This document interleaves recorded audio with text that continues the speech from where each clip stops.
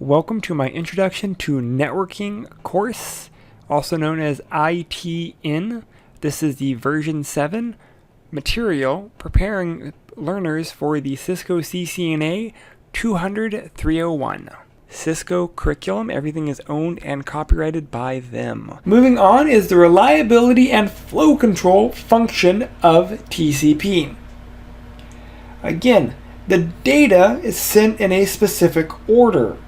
TCP needs to have a way to reorder the segments when they are received. That way, if they're received out of order, they can actually then order them correctly. Part of that is going to be the sequence number. So no matter how well designed a network is, there's going to be lost data. So TCP provides a method for managing segment loss.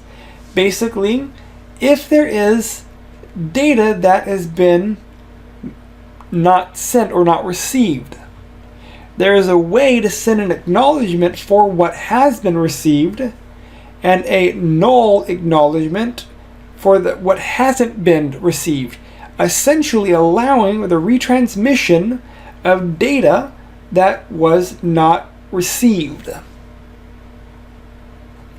We can have what's called a window size, basically how many packets we can send, how many segments we can send without needing an acknowledgement. If the data is not received, then it will not receive an acknowledgement and then the data will be retransmitted. Host operating systems today typically will deploy a TCP feature called Selective Acknowledgement, or SAC. Basically, this is negotiated during the three-way handshake to verify what has been received and what hasn't been received.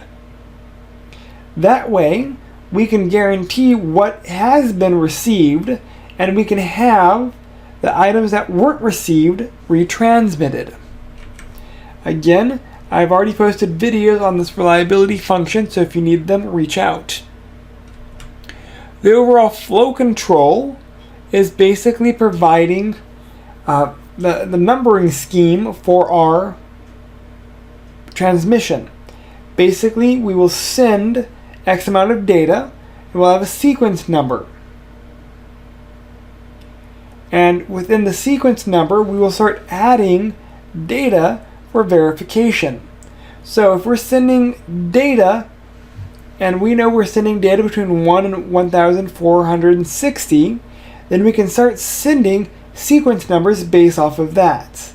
That way, if there is a misplace of data, or not all the data has been delivered, or if there's data that's been molested in transit and you don't receive all of it, or it's been changed, we have a mechanism for retransmitting the molested data.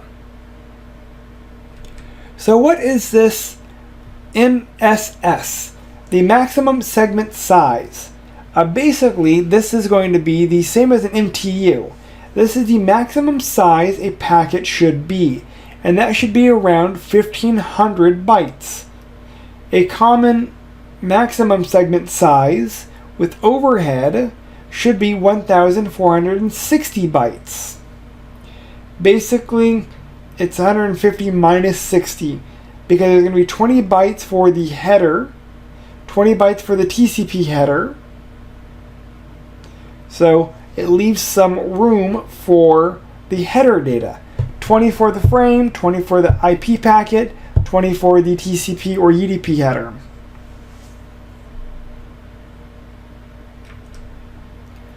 Congestion avoidance, again, what will end up happening is data that is not received will not receive an acknowledgement, and so it should acknowledge that there was an issue with certain segments and to resend them.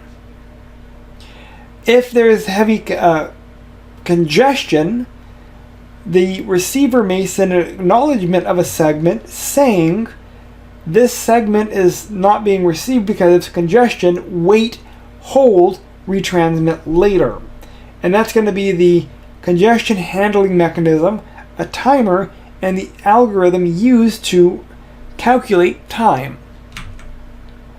Alright, last section is UDP communication and how this differs from TCP. UDP does not establish a connection. It has very low overhead, and essentially it allows for a smaller datagram head because it doesn't actually handle any ordering or session setup, so it's really good for real-time traffic, voice, video, things of that nature. UDP does not track sequence numbers the same way that TCP does. However the data is received, it just is what it is. There is no way to reorder, and it basically reassembles the data the way that it received the data. If it's out of order, oh well. UDP is best effort. It tries, and that's it. UDP-based server applications are typically assigned well-known ports. The UDP receives a datagram destined for one of those ports, and it will forward it to the application accordingly. A common service is going to be like DNS or Radius. Radius is not in the well-known range, it's in the second group, but Radius uses port 1812, and this is pretty common. For the client process, same thing. The client will generate a randomized port, and it will send to the destination on the well-known port. The source port is not as important as the destination port. When the responding server is sending communication back to the client, the source port will be the well-known port because it's a response. Alright, that is the end of this lecture.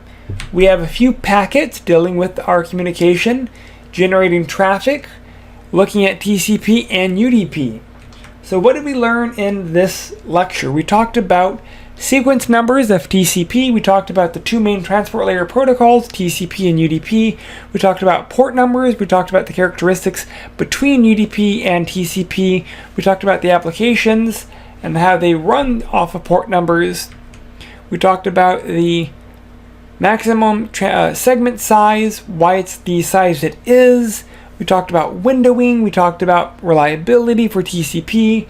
We talked about the three-way handshake for TCP, the build-up, the teardown, and we talked about UDP and its reliability and the reassembling of data and how the characteristics of TCP and UDP function within the reassembly. And that is this chapter in a nutshell. If you have any questions or concerns, please reach out.